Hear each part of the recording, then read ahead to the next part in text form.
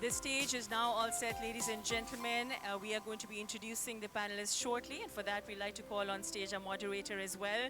The theme for the panel discussion revolves around tolerance, coexistence, and of course, women empowerment. So I had a quotation in mind.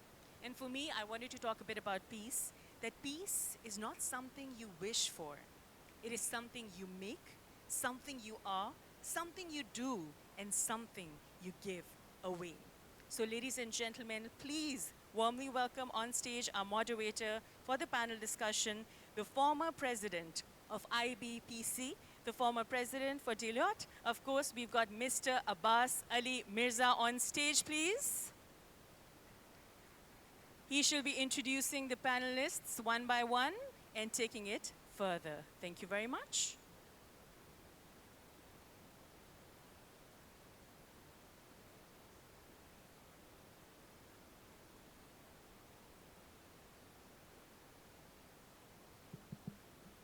Hello.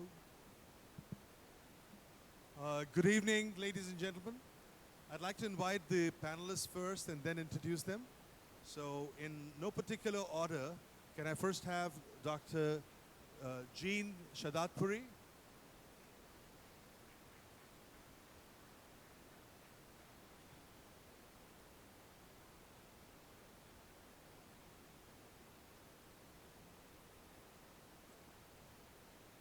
Dr. Sumaya?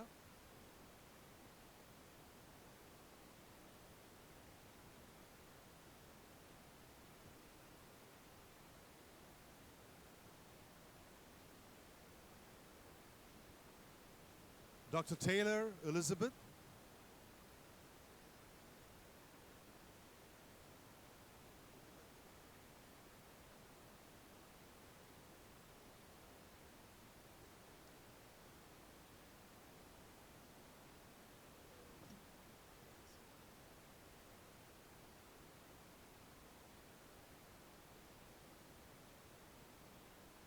And now, Her Royal Majesty, the Queen, Vicky Lexter.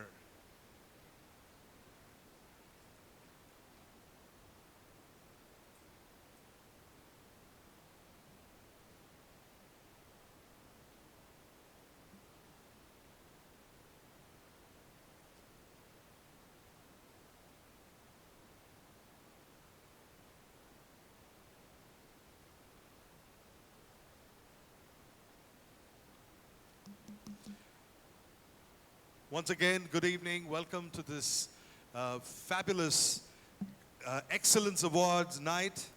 We have this panel discussion, and we would like to talk about tolerance, coexistence, women empowerment, which is the theme of this whole panel. And I've got a fabulous set of panelists here. I'm so proud to be sitting next to you guys. Welcome all of you once again. Girls and guys. Okay. Without much ado, because we would like to concentrate on the technical side of the summit and the panel. I'd like to start with a quote. They say that when you give yourself the permission to fail, you actually at the same time give yourself the permission to excel. So when you allow yourself and you say that I can fail, and failure is not bad, this is where you excel. So I've got real models of people who've actually excelled in each of their careers and each of their fields. So can I start with Dr. Jean first? And Dr. Jean, I know that you're a doctor by profession. You've excelled. You're now the managing director of a big multinational firm, and which has its footprints in more than 50 or 60 countries. Can you introduce yourself and tell us how do you actually see women empowerment and the way that you think that it should be taken forward? Hi, thank you for inviting me up here. It's been an amazing evening so far. Amazing set of people that I've met and some new friends and brilliant awards that we saw for some brilliant people. So let me start with a quote, like Abbas did. I feel empowered women don't follow the crowd.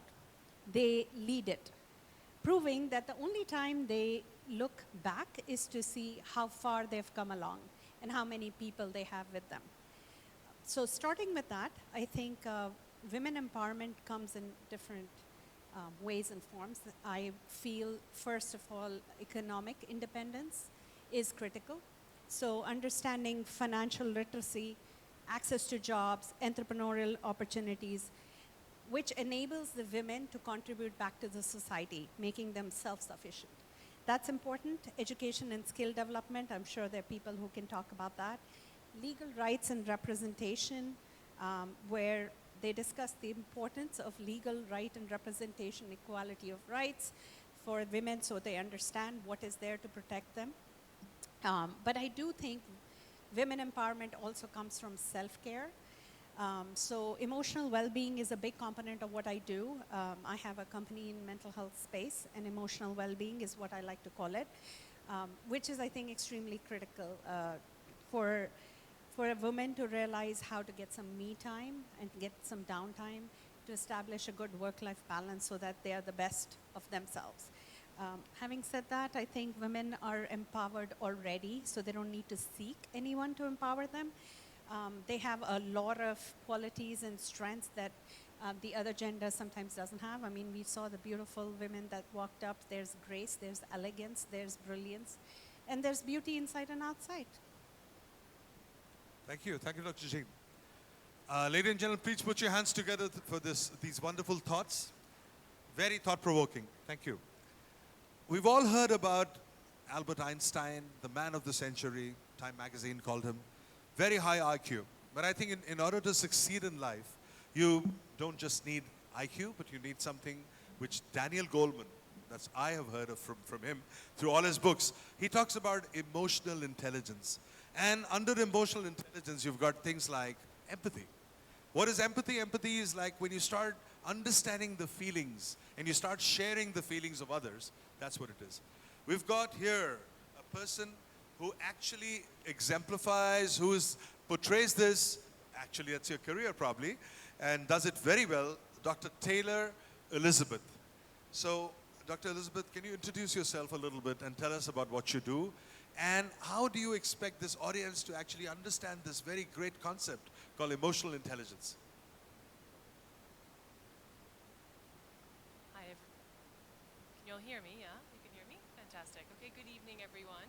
Thank you for the opportunity to be Closer. Thank you for the opportunity to be here with such amazing speakers and such wonderful, strong women, which is wonderful to see as well. Yes, so emotional intelligence, what I do is I'm an emotional intelligence and etiquette coach. And by etiquette, whenever I see etiquette, people are thinking table manners.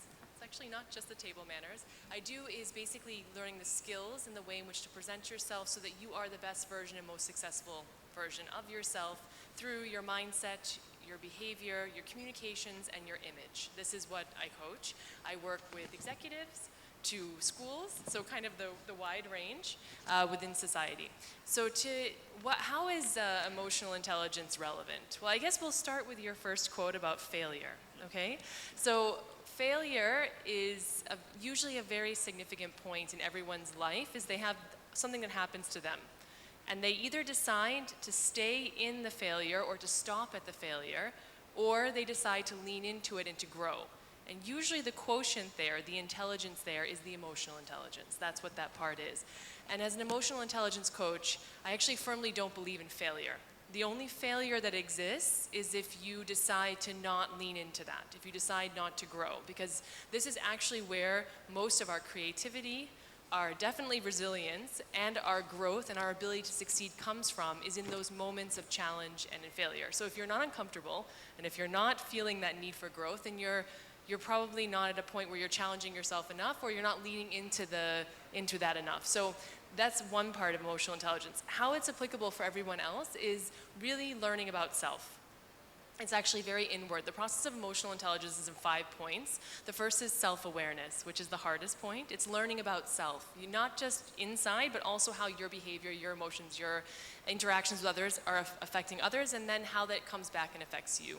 The second is the empathy, which we actually starts emotional regulation, and then empathy, which we talked about quite a bit. And then our motivations, and then the skills. So the skills are social, life skills, skills to basically elevate ourselves and to present ourselves, again, mindset, emotionally, as well as the way in which we communicate, the way in which we behave, and the way in which we present ourselves in image. So it's actually very important. About 90% of successful people, successful entrepreneurs, successful CEOs, people successful in life, they have high emotional intelligence. They have something called a growth mindset. So you'll hear these terms thrown around social media and everywhere else all the time about open mindset, closed mindset, growth mindset, emotional intelligence. Basically, emotional intelligence is leaning into self, learning on what's going on within you, because every relationship, which is all life is about, all professional life, all personal life, every relationship you build always starts with yourself. So knowing yourself first makes sure that you can be successful, that you can continue and grow to be empowered, that you can lift other people up, that you can grow your communities, that you can create communities of tolerance and awareness and success. It all starts with ourselves, and in order to do that, we need to develop our emotional intelligence. Thank you so much, Doctor. We've all heard about innovative thinking.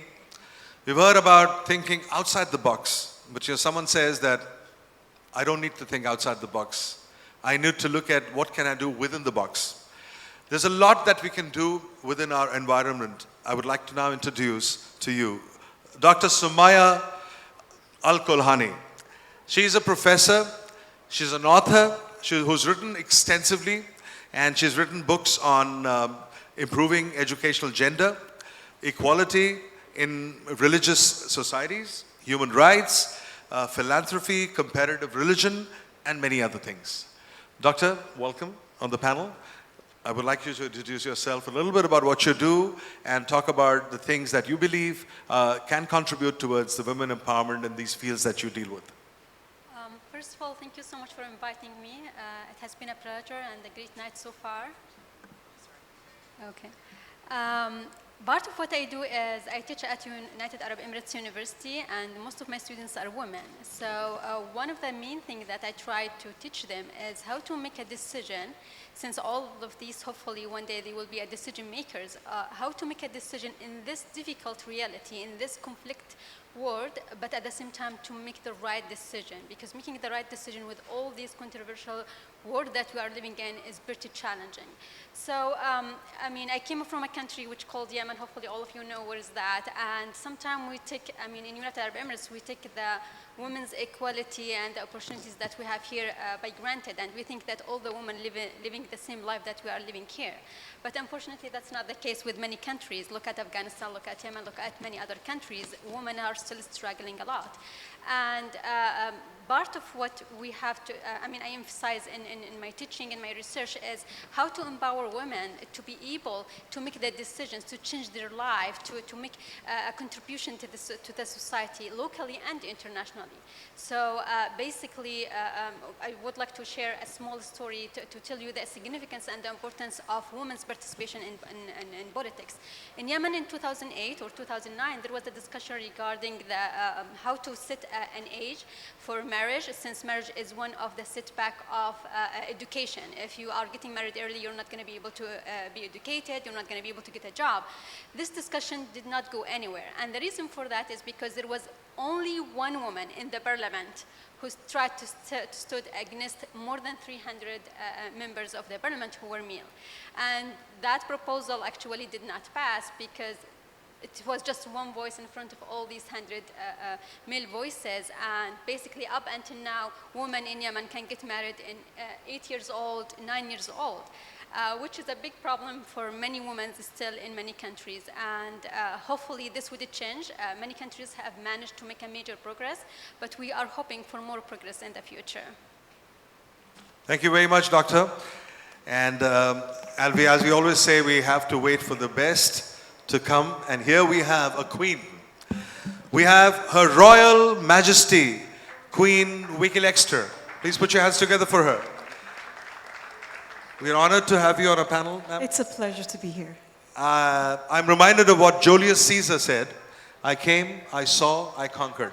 So you came and you conquered our hearts here. And we want you to talk about the things that you do. I mean, from your profile that I've just Googled, it talks about a lot of things that you've done. You stand as a beacon of empowerment, of leadership, contributing significantly to the lives of men and women in the world.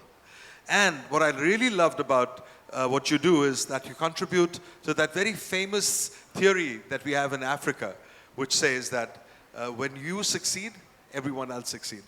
So with this, I'd like to invite your thoughts on not just women empowerment, but also on tolerance and coexistence. Thank you very much. I must admit that this is one of the most powerful panelists I've ever been with.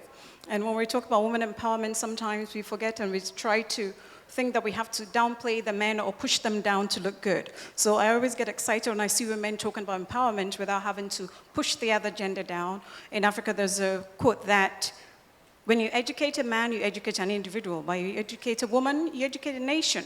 Then that means as well that the women have to also take care of the men. We don't have to trample on the men to look good. We can still work together with them. So when it comes to women empowerment, it's about, and it's just amazing, talking about emotional intelligence, talking about self-care and all of that. When we know who we are, that's where it starts, from knowing who you are. And you're able to operate from that. You don't have to trample on anyone. And sometimes even women, we end up being our own enemies, not the men. But when we succeed, knowing that I succeed, you succeed, we only just met.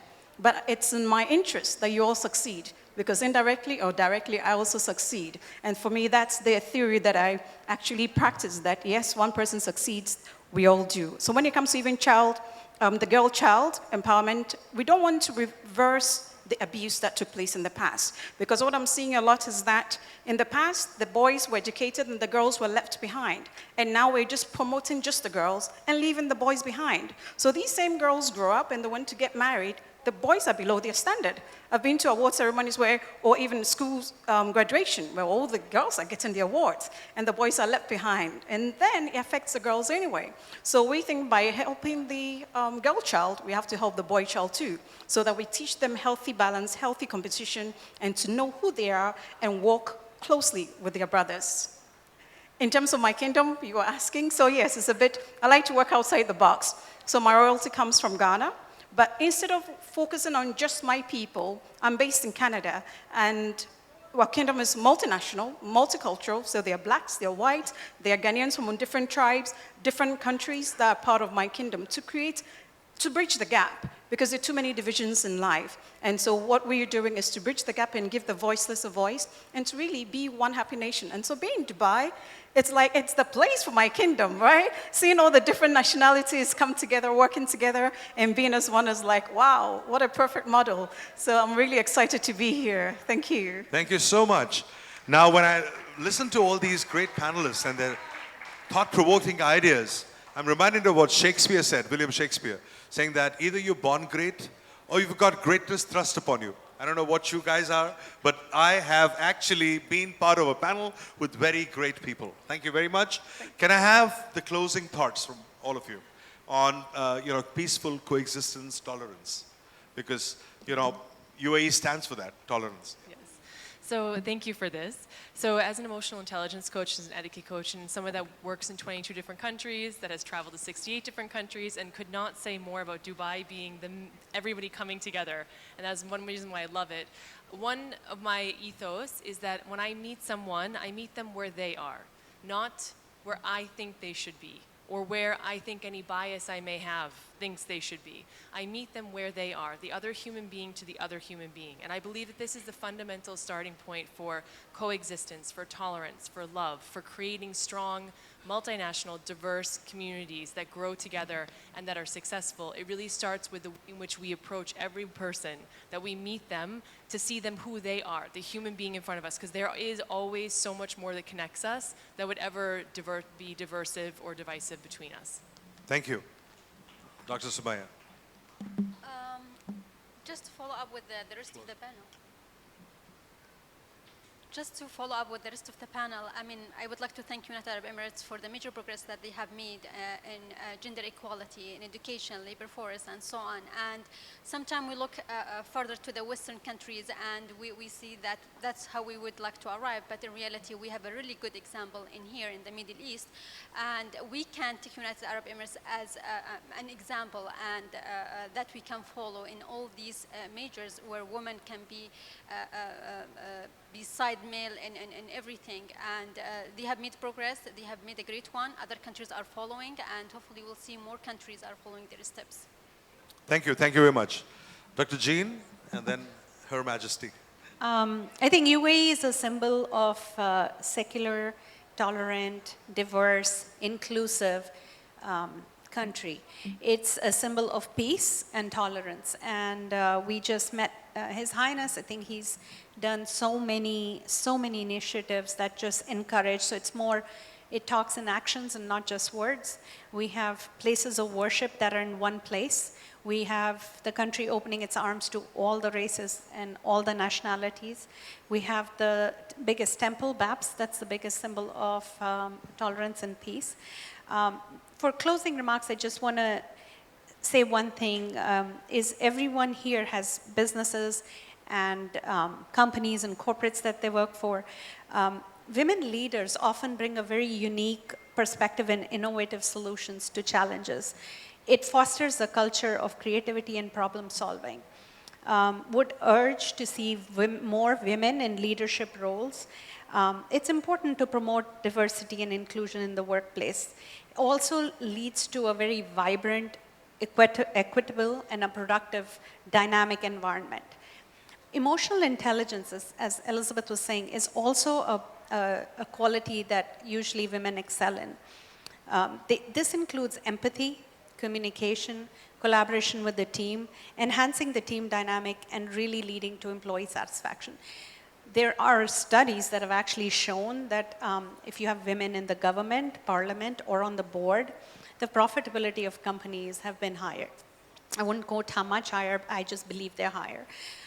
So if it's one message to take, it's promote more women leaders, more women colleagues that are with you, and women children that you have in your families, and to educate them and to encourage them and to promote a good work-life balance. Thank you very much. Your Royal Highness. Thank you. Your thoughts on coexistence and tolerance. Thank you. First of all, I want to just thank the government of the UAE for creating such an environment, such a country that really promotes. We're actually surprised when we found out there's actually a ministry called Coexistence and Tolerance. I was like, is that real?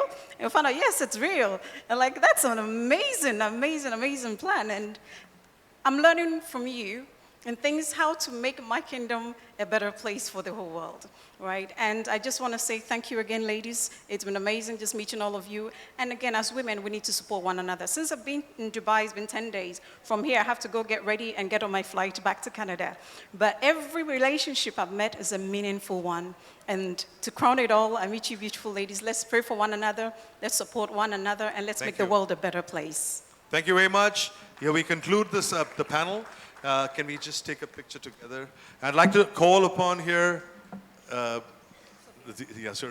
also maybe Mr. Pushkin. Yes, absolutely. Ladies and gentlemen, it was such a power-packed, I would say, panel. I thoroughly enjoyed it, but I'd just like to plug in one quotation because I just thought of that quotation while I was actually listening to all these wonderful ladies. And every time a woman stands up for herself, knowingly or unknowingly, she stands up for all women. And you have been absolutely incredible. Give it a huge round of applause, ladies and gentlemen, this panel discussion. Thank you so very much. So with that, we'd like to call on stage, ladies and gentlemen, a person that I'm totally fond of. I am a fan of his as well. We'd like him to do the honors and give a token of appreciation to our wonderful panelists here tonight. Mr. Paras, if we could please have you on stage, please. We have a bit of a token of appreciation to our wonderful panelists here tonight. Thank you so very much. Yes. Thank you, sir, for joining us on stage. Thanks for promoting him to be a doctor. Yes. The legend himself. Hello. All right, so with that, ladies and gentlemen, we are now going to be doing the honors and giving a token of appreciation, one by one, to our wonderful panel.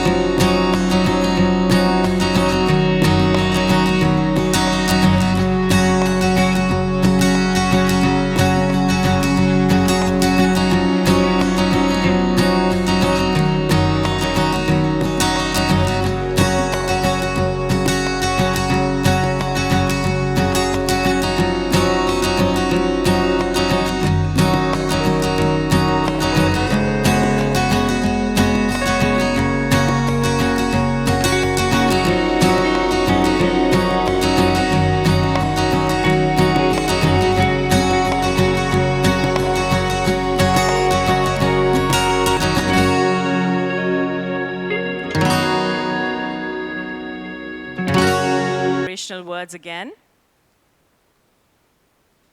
Thank you so very much, ladies and gentlemen. Thank you, sir.